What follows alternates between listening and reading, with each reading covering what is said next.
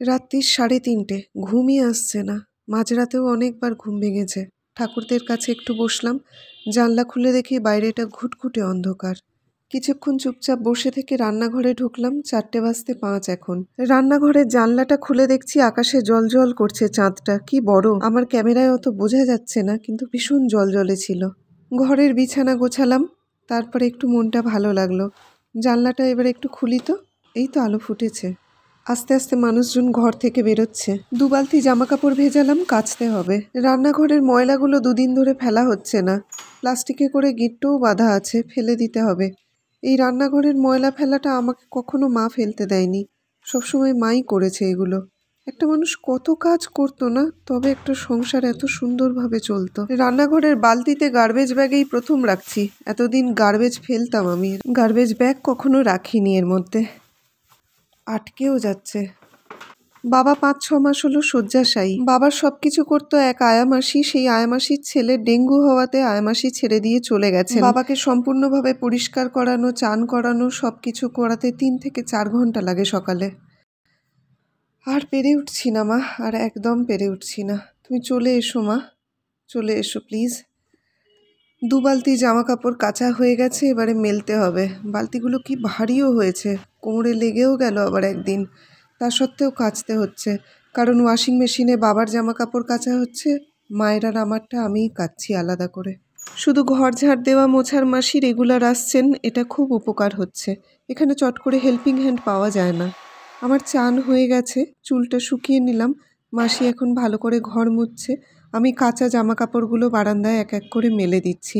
আজকে 2 বালতি জামা কাপড় কেচেছি, কিন্তু জমেও আছে প্রচুর। কবে যে কি হবে কিছুই বুঝতে পারছি না। এই মোজাটার আরেকটা পা যে কোথায় গেল খুঁজেই পাচ্ছি না। স্যানিটাইজারটাও শেষ হয়ে গেছে, আমার এক্ষুনি দরকার ছিল। এটাও আবার এখন কিনতে হবে। শুকনো হয়ে যাওয়া জামা কাপড়গুলো সব গুছিয়ে রেখেছি, এবার তাকে এক এক করে রেখে দেবো সব। জামা কাপড় হাতে করে কাচতেও পারছি না, আর একটা যে ওয়াশিং মেশিন কিনবো সেটা রাখারও জায়গা নেই। সময়টা কিভাবে চলে যাচ্ছে। বেরোতেও তো হবে। নার্সিংহোমের সব কাগজপত্র, বিল, টাকা পয়সা ঠিক করে নিতে হবে। একটা কিছু ভুল হয়ে গেলেই ব্যাস, আবার ছোটাছুটি করো। দিদুলের রুমাল, শেষের দিকে দিদুল এই রুমালটাই ব্যবহার করতেন। এই রুমালটা আমার সাথে থাকলে আমি শক্তি পাই, মনে হয় দিদুল আছেন সাথে। নার্সিংহোমের ভিজিটিং কার্ড, এটাও ব্যাগে নিয়ে নিই বাবা মনে করে। আর একটা পেনও নিয়ে নিলাম, যদি কিছু লেখালেখি করতে হয়। ব্যাস, আমার ব্যাগ রেডি। ছোট আলমারির ওপরটাও এলোমেলো হয়ে রয়েছে, একটু গুছিয়ে রাখি, দেখতে বেশ ভালো লাগবে। নিজের অজান্তেই মায়ের এই গোছানো স্বভাবটা আমার মধ্যেও কখন এসে গেছে বুঝতে পারিনি। বেরোনোর সময় হয়ে আসছে, ভাতটা বসিয়ে দিই। নিজের রান্নার চ্যানেল আছে, 300-র ওপরে রেসিপি দিয়েছি, অথচ বাড়িতে কৌটো ভাত লাগে 3 জনের, সেটাই কোনো আন্দাজ নেই। ও, এখন তো 2 জন খাবো, বাবা আর আমি। কি জানি বেশি চাল নিলাম কিনা।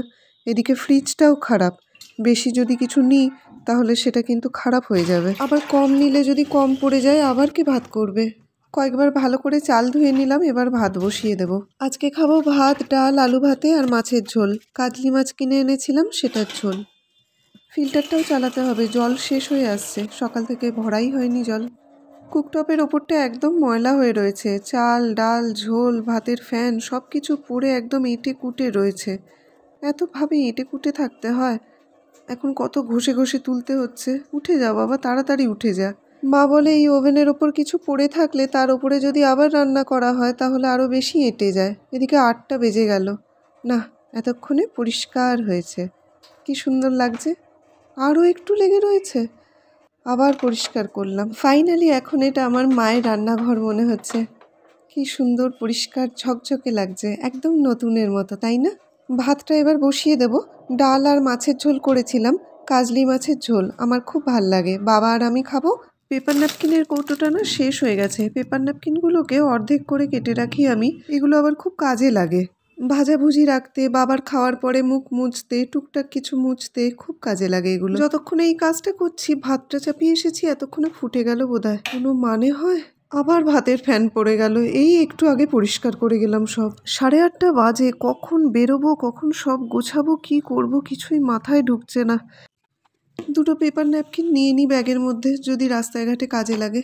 ভাতের মধ্যে আলু দিয়ে দিয়েছিলাম 3টে, আলু সেদ্ধ হয়ে গেছে। এবারে কাঁচা লঙ্কা দিয়ে মাখবো। এই যে কাঁচা লঙ্কাটা না মা আমাকে মাখতে দেয় না, কারণ কাঁচা লঙ্কা মাখলেই আমার হাতটা সারাদিন ধরে জ্বালা করে। সর্ষের তেল, নুন আর কাঁচা লঙ্কা দিয়ে আমি আলু ভাতে মাখলাম। বাবাকে ডাল, আলু ভাতে আর কাজলি মাছের ঝোল দিয়ে ভাত খেতে দিলাম।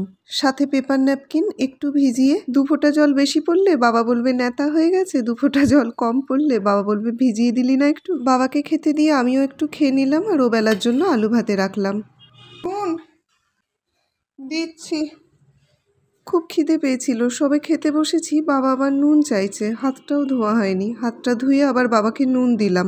নুন কিন্তু আগে বাবা খেত না, এখন আবার খেতে বসেই নুন চায়। বাবারও খাওয়া হয়ে গেছে, আমারও হয়ে গেছে। আমি এবার একটু দাঁতটা মেজে নেব, তারপরে রেডি হয়ে আমাকে বেরোতে হবে। আচ্ছা, মা এখন কি করছে? মা কি কিছু খেলো? আমার তো খাওয়া হয়ে গেল। নার্সিংহোমে যে ফোন নেওয়া বারণ, নইলে মায়ের সঙ্গে কথা বলতাম। আমি একটু ওবেলার ভাত রাখলাম, এবার বাসনগুলো মেজে ফেলতে হবে।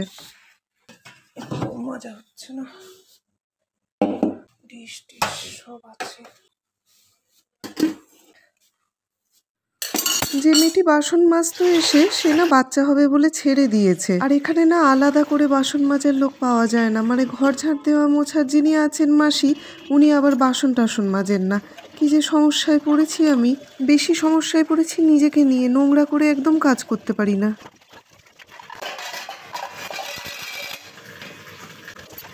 এই সব বাসনগুলোকে আগে এমনি জল দিয়ে ধোবো, তারপরে আবার সাবান লাগাবো, তারপরে সাবান দিয়ে মেজে আবার ফাইনাল ধুয়ে তখন মুছে রাখবো।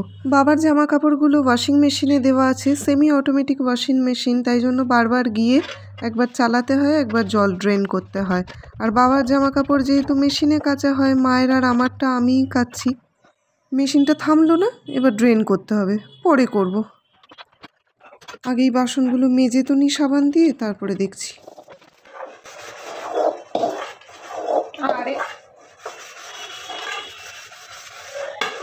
হাতে গ্রিপ পাচ্ছি না, এত কাজ করা অভ্যেস নেই তো। হঠাৎ করে এত লোড পড়ে গেছে, সামলে উঠতে পারছি না। মেন্টাল ফিজিক্যাল লোডটা বড্ড বেশি পড়ে গেছে। আজকের ওয়েদারটা কি সুন্দর, বাইরে কি সুন্দর রোদ উঠেছে, কি ভালো লাগছে, ঠিক যেন কোথাও বেড়াতে যাওয়ার ওয়েদার। আবার মেশিনটা ড্রেন করে দিয়ে গেলাম, এবারে বাসনগুলো ভালো জল দিয়ে ধুয়ে ফেলছি। শুধু খাবার সংক্রান্ত জিনিসের পেছনেই কতটা সময় চলে গেল না। তাও এমন নয় পঞ্চপদে রান্না করছি, 2 কি 3টে আইটেম, তার বেশি তো পারছি না। আবার মেশিনের জলটা খুলে দিয়ে গেলাম, বাবার জামা কাপড় তো অনেকবার ধরে কাচতে হয়। বাবা একটা দরকারি পেপার চাইলো, সেটা দিলাম, তারপরে একখানা বোতলে জল ভর্তি করে দিলাম। এবার যে বাসনগুলো মেজে রেখেছি সেগুলোকে ভালো করে মুছে তাকে তাকে গুছিয়ে রাখবো। রান্নাঘরটা এতক্ষণে পরিষ্কার হলো। আবার মেশিনের জল ড্রেন করে দিলাম। এবার বাবার খাওয়া হয়ে গেছে, বাবার সব থালাবাটি মেজে দিলাম। রান্নাঘরে যে কাপড়গুলো দিয়ে তাক মোছা হয়, গ্যাস মোছা হয়, বাসন মোছা হয়, সেইগুলোকে আলাদা করে কেচে ভালো করে মেলে দিলাম। একটু শোবো, এবার একটু রেস্টের দরকার। এই কম্বলটা মা গায়ে দেয়, এটা গায়ে দিলে মনে হচ্ছে মা আছে সাথে। সেই রাত্রি 3:30 থেকে উঠেছি, টানা কাজ করে যাচ্ছি। জলও তেষ্টা পেয়েছে, জলের বোতলেও জল নেই। একটু জল যে খাবো উঠে, সেই শক্তিটাও পাচ্ছি না। এ বেলাটায় আমি যেতে পারলাম না মা তোমার সঙ্গে দেখা করতে, আমি বিকালে যাব। ঘর অন্ধকার করে আমি একটু বিশ্রাম নিই, আমার একটু বিশ্রামের প্রয়োজন। 11:15 বেজে গেছে। আমি গতকালের হিসাব নিকাশ নিয়ে বসলাম, কি কি খরচ হয়েছে আর কি কি খরচ হবে, কারণ মায়ের মেডিক্লেম নেই, সেই নিয়েও একটা চিন্তা রয়েছে। আবার এলোমেলো ঘরটাকে গুছিয়ে নিলাম ভালো করে। একটা ক্রিম ব্রেডের অর্ধেকটা চিড়ে ভেজানো আর ন্যাপকিনকে সামান্য ভিজিয়ে বাবাকে দিলাম। ক্রিম ব্রেডের বাকি অর্ধেকটা আমি খেলাম, আর কিছু খেতে ইচ্ছে করছে না।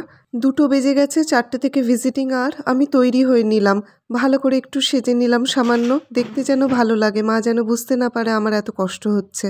ঠাকুরদের কাছে একটু বসলাম, আমার গনু, গোপাল, লক্ষ্মী ঠাকুর, শিব, জগন্নাথ সকলকে প্রাণ ভরে নমস্কার করলাম আর বললাম মাটাকে তাড়াতাড়ি সুস্থ করে দাও তোমরা। আর লিঙ্গা ভৈরবীকে মা সাথে নিয়ে গেছে, অবশ্য আমিই বলেছিলাম নিয়ে যেতে, তাহলে মা মনে ভরসা পাবে। ঠাকুর প্রণাম করা হয়ে গেল ভালো করে। এবার আর দেরি করলে হবে না, বেরিয়ে পড়তে হবে, গাড়ি ঘোড়ার ব্যাপার তো। সোয়েটারটা পরেই নিচ্ছি, যদিও এই সময় অতটা ঠান্ডা পড়েনি, কিন্তু আমার না একটু শীত শীত লাগে। তার উপরে শরীরটাও তো অত ভালো নেই আমার। বাবাকে খেতে দিয়ে দিলাম, বাবার জল দিয়ে দিলাম বোতলে। সব ঘরের জানলা দরজা বন্ধ করে দিয়েছি। এবারে মেন গেটটা খুলে জুতো বার করে আমাকে বেরোতে হবে। মেন গেটে তালা দেওয়ার পরেও না 2-3 বার চেক করি আমি। ও এটিএমে যেতে হবে, টাকা তুলতে হবে, তারপরে বেরোতে হবে। একটা এটিএমে গিয়েছিলাম, সেখানে আবার টাকা নেই, আবার আর একটা এটিএমে যেতে হলো। আমি এবার এগোচ্ছি মেট্রোর দিকে। 3:30 বাজে, মেট্রো চলে এসেছে। আমার সামনের মেয়েটা কি সুন্দর 2-3টে সিঁড়ি টপকে উঠছে, আমি পারছি না, এত যন্ত্রণা করছে হাঁটুতে। মেট্রো থেকে নেমে হেঁটে আমি চলে এলাম নার্সিং হোমে। রিসেপশনে ওয়েট করলাম, কারণ 4টে এখনো বাজেনি। ঠিক যখন 4টে বাজলো আমাকে উপরে যেতে বলা হলো, আর বাবা মেয়ে সিঁড়ি দিয়ে উঠবো না, লিফটে করেই যাব। লিফটটা বন্ধ হলো, লিফটের মধ্যে আমি একা, একদম একা। কিন্তু তাও একাকিত্বে ভুগছি না, কি অদ্ভুত না ব্যাপারটা। লিফট থেকে বেরিয়েই সেই হাতটা ধরতে পারলাম, সেই হাতটা। রুনু দিদা এসেছিল মায়ের সঙ্গে দেখা করতে। আমাকে আগেই এসএমএস করে বলেছিল, রুশি আমি মিঠুর সঙ্গে দেখা করতে যাব, তোর পারমিশন পেলে আমি যাব। মুমু মামা গাড়ি করে এনেছিল রুনু দিদাকে, কাজরি মামিকে, সাথে মেজদা আর মেজদিও এসেছিলেন। রুনু দিদার মেজদি নিচে গেল রিসেপশনে, তখন কাজরি মামি, মেজদা আর মুমু মামা ওপরে এলো। সবাই মায়ের সঙ্গে বসে ভালো করে গল্প করছিল, মায়েরও সময়টা খুব ভালো কাটলো। ওরা গল্প করে যখন বেরিয়ে গেল, আমি নিচ পর্যন্ত ওদের গাড়িতে তুলে দিতে এলাম। এবার মনে হচ্ছে অন্ধকার থেকে আস্তে আস্তে আলোর দিকে এগোচ্ছি। মায়ের শরীরটা কিন্তু ভালো হচ্ছে ঠাকুর। বড় রাস্তার মোড়েই রাধাকৃষ্ণের কি সুন্দর মন্দিরখানা। আমি প্রণাম করলাম, তারপর গেলাম একটা মিষ্টির দোকানে। সেখানে 1খানা ধোকলা নিয়ে খেলাম, বড্ড খিদে পেয়েছিল। আর বাবার জন্য 3খানা ধোকলা নিয়ে নিলাম। বাবা রাত্রির বেলায় খাবে, একটু অন্যরকম হবে তাহলে খাওয়াটা। 6টা এখনও বাজেনি, তাও মা বলল তুই তাড়াতাড়ি বেরিয়ে যা, এতটা পথ যাবি, আবার রাস্তায় জ্যামজটও তো হতে পারে। ভিআইপির মতো জায়গায় যদি এত স্লো গাড়ি চলে, আর পারা যায়? এই যানজট ছাড়াও ঠাকুর একটু স্পিড আনো জীবনে। এই তো যানজট ছেড়েছে, এবার আমি বাড়ি পৌঁছে এলাম। 1.5 ঘন্টা মতো লাগে আসতে। বাড়িতে পৌঁছে অন্ধকারের মধ্যেই আমি দরজা খুলছি। ভেতরে ঢুকে হাত পাটা ধুয়ে নিলাম ভালো করে। দিদুল বলতো বাইরে থেকে এসেই আগে হাত পা ধুতে হয়, হাত পায়ে জার্মস থাকে না। এই স্বভাবটা কিন্তু আমার ছোট থেকেই আছে। আমি ঘরে ঢুকেই আগে হাত পা ধুই। পা ধুতে গিয়ে বুঝলাম পায়ে ফোস্কা পড়ে গেছে, জ্বালা করছে। কিছু তো বাকি রাখো ঠাকুর। মা বাবার ঘরে ঢুকে বাবার সঙ্গে সব গল্প করলাম, কি কি হলো, কারা কারা এলো, কি কি গল্প করলো, সব কিছু বললাম। বাবা শুনে খুব খুশি হলো। খুব জল তেষ্টা পেয়ে গেছে, এবারে একটু জল খেতে হবে। ও আচ্ছা, হাত তো ধোয়া হয়নি সাবান দিয়ে, পাটা নয় বাথরুমে গিয়ে ধুয়েছিলাম। হ্যান্ড ওয়াশ দিয়ে ভালো করে হাতটা ধুয়ে নিলাম। কোভিডের সময় হ্যান্ড ওয়াশের কি ঘন ঘটা, সবাই দিনে 14 বার ধরে হাত ধুচ্ছিল। আর 10 বছর আগে যে মানুষটা ছিল এই পৃথিবীতে, দিদুল, সে যখন বলতো বাইরে থেকে এসে হাত ধুতে হয়, কিছু মানুষ আবার ভাবতো এটা নাকি শুচিবাই। বাবা যে দুপুরে খাবার খেয়েছিল সেগুলোর বাটি আর চামচ ধুয়ে রাখলাম। আরে আমার তো জল তেষ্টা পেয়েছিল, জলটাই এখনো খেলাম না। দূর, আগে বাসনগুলো ধুয়েই রাখি, তারপরে একেবারে জলটা খাবো। ঘড়ির কাঁটাটা এগিয়েই চলেছে, কিন্তু কাজ যেন এগোচ্ছে না। এখনো অনেক অনেক অনেক কাজ বাকি। জলটা খাই, জলও নেই জগে। মা না শরবত করে রাখতো নুন লেবু চিনি দিয়ে, বা লাস্সি করে রাখতো। গ্রীষ্মকালে তো বটেই, কিন্তু অন্যান্য সময়ও, শীতকালে বা বর্ষাকালেও বাইরে থেকে জার্নি করে আসলে ওই শরবত খেতে কিন্তু ভীষণ তৃপ্তি লাগতো। একটা মানুষ কত কাজ করেছে না, এবং গুণে শেষ করা যাবে না, তাও আবার হাসি মুখে করে গেছে। ওহ, রিসেন্টলি আমাদের গিজারটাও খারাপ হয়ে গেছে। এদিকে শীত পড়ে গেছে, গরম জল ছাড়া গায়ে দেওয়া যাচ্ছে না। আমার কোমরে যদি একটা হাতি উঠে দাঁড়ায় না, তাহলে বোধহয় কোমরে ব্যথাটা একটু কমবে। কাছাকাছি করতে গিয়ে সেই যে কোমরে ব্যথা লেগেছিল। এখানকার জলে আবার মারাত্মক আয়রন। এই যে ডেকচিটাতে জল গরম করি, ভেতরটা পুরো সাদা হয়ে যায় যদি ভালো করে না মাজি। ও, বাবার তো জামা কাপড়গুলো কাঁচা হয়ে গেছিল, মেলা তো হয়নি। জামা কাপড়গুলো আবার এখন মেলতে যেতে হবে। শার্ট, গেঞ্জি, সোয়েটার, কম্বল, চাদর, টুপি, মাফলার, মোজা সব কাচা হয়েছে। এবার একে একে বালতির মধ্যে ভরবো, তারপরে গিয়ে বারান্দায় মেলতে হবে সব। এখানকার লাইটটাও খারাপ হয়ে গেছে, জ্বলে না। ইলেকট্রিশিয়ান দাদা আবার এখানে নেই, তিনি আসবেন 4-5 দিন বাদে। ততক্ষণ এরকম অন্ধকারের মধ্যেই কাজটা করতে হবে। আজকে একটু বেশি জামা কাপড় কাচাকাচি ছিল বাবার, দিয়েই যাচ্ছি, শেষ আর হচ্ছেই না। ওরে বাবা, কি ভারী হয়েছে রে ভাই। বাবার খাবার বাটিগুলো এবারে ভালো করে মুছে রাখছি, এসেই তো মেজে দিয়েছি। মোছা না হলে আবার জলের দাগ হয়ে যায়। ওই যে বলেছিলাম এখানকার জলে খুব আয়রন। এবার ধোকলার বাক্সটা বার করি, বাবাকে দিই, বাবা খুব খুশি হবে। বাবা আমাকে জিজ্ঞাসা করলো রাতে কি খাবো রে। আমি বললাম কেন, চিড়ে ভেজা দিয়ে দেবো। জানেই না ধোকলা এনেছে তার মেয়ে। আমার রাতে কিছুই খেতে ইচ্ছে করছে না, কিছু নেইও অবশ্য। হ্যাঁ, একটু ভাত আর ডাল ছিল বটে, কিন্তু ইচ্ছে করছে না আর। এটা সবুজ চাটনি, খেতে বেশ ভাল লাগে, একটু ঝাল ঝাল হয়। সব কিছু দেওয়া হয়ে গেল, ধোকলা, সবুজ চাটনি, চামচ, পেপার ন্যাপকিন, সামান্য ভিজিয়ে। বাবা ধোকলা খেয়ে খুব খুশি হয়েছে। না, মুখে বলবে না সেটা যে খুশি হয়েছে বা ভালো লেগেছে, কিন্তু মুখ দেখে বুঝতে পেরেছি। এবার দাঁতটা মেজে নিচ্ছি। আমি তো আর কিছু খাবো না, সেই দোকানে একখানা ধোকলা খেয়েছিলাম, খিদেই নেই আর। এবার গরম জলটা বালতিতে নিয়ে নিচ্ছি, গাটা ধুয়ে নেব। কলের জলটা কিন্তু বেশ ঠান্ডা, এইটুকু জলে হবে বুঝতেও পারছি না, কিন্তু আর করতেও ইচ্ছে করছে না। দূর, এইটুকুতেই যা হয় হবে। ও, আমার কাঁচা জামা কাপড়গুলো তো বারান্দায় মেলে গিয়েছিলাম, সেগুলো তো তোলা হয়নি। তুলে আনলাম, তারপরে আবার এগুলোকে এখন গোছাতে হবে। আমার ঘরের বিছানাটা করতে হবে এবারে, বালিশ মশারি সব কিছু এবার ও ঘরে নিয়ে যাই। উরে বাবা, কোমর আর হাঁটুর একই অবস্থা হয়েছে গো ঠাকুর। আমারই দোষ অবশ্য, আমি আসন করছি না। আসন করলেই না এই ব্যথাগুলো সেরে যাবে, কিন্তু একদমই সময় পাচ্ছি না। কিন্তু সময় তো পাওয়া যায় না, সময় করে নিতে হয়। আর কটা দিন যাক, মা বাড়ি ফিরুক, তখন মন দিয়ে যোগাসন করব সকালবেলায়। আমার বিছানাটা এবার করে নিচ্ছি।